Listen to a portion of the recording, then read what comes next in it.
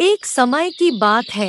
एक गांव में एक बूढ़ी और उसकी पोती रहती थी। वो दोनों बहुत ही गरीब थे। बूढ़ी हर रोज जंगल में लकड़ियां चुनने जाया करती थी और इकट्ठा करके बाजार में बेचा करती थी। बेटा, मैं जंगल जा रही हूँ लकड़ियाँ लाने, तुम अपना ख्याल रखना। ठीक है दादी माँ। बुढ़िया लकड़ियां खोजते खोजते बहुत दूर चली जाती है और एक गुफा के पास जाकर बैठ जाती है। लकड़ियाँ खोजते खोजते शाम होने को आई है, पर मुझे एक भी लकड़ियाँ नहीं मिली। मैं क्या करूँ? तभी उस गुफा में से जोर जोर से बोलने की आवाज सुनाई देती है और बुढ़िया डर जाती है। कौन है? इतने जोर जोर से कौन बोल रहा है? मैं इस जंगल का मालिक हूँ। ये जंगल मेरा है और ये गुफा मेरा घर है। मेरे जंगल में आना मना है। तुम्हारी हिम्मत कैसे हुई मेरे जंगल में आने की? मैं बहुत गरीब हूँ। मैं यहाँ लकड़ियाँ चुनने आई हूँ और मैं बहुत थक गई, इसलिए मैं यहाँ आकर बैठ गई हूँ। बुढ़िया की बात सुनकर गुफा से आवाज आती है। सुनो, यहाँ से सीधे चली जाओ, तुम्हें वहाँ एक पेड़ मिलेगा।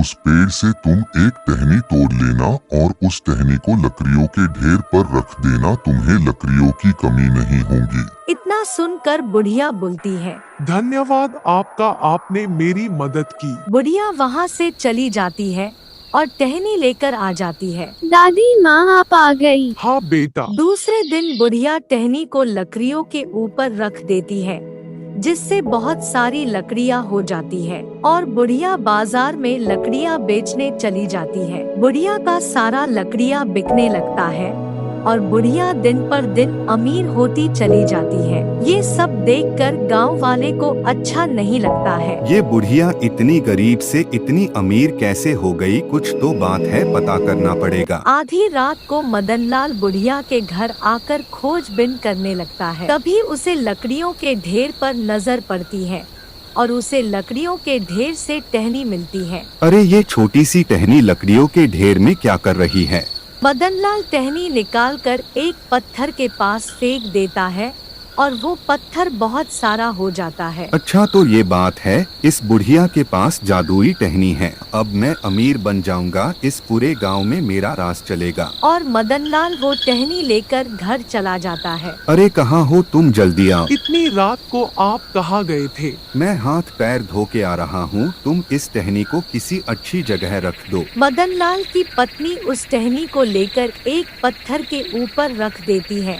देखते देखते मदनलाल का पूरा घर पत्थर का हो जाता है। अरे ये क्या हुआ? हमारा घर पत्थर का कैसे बन गया? तभी मदनलाल आता है और बोलता है, अरे ये क्या किया तुमने? तुम्हें मैंने कहा था इस टहनी को अच्छे से रखने, ये जादुई टहनी है। और मदनलाल अपनी पत्नी को सारी बात बताता है। अरे देखो जी, लालच बुरी बला होती है।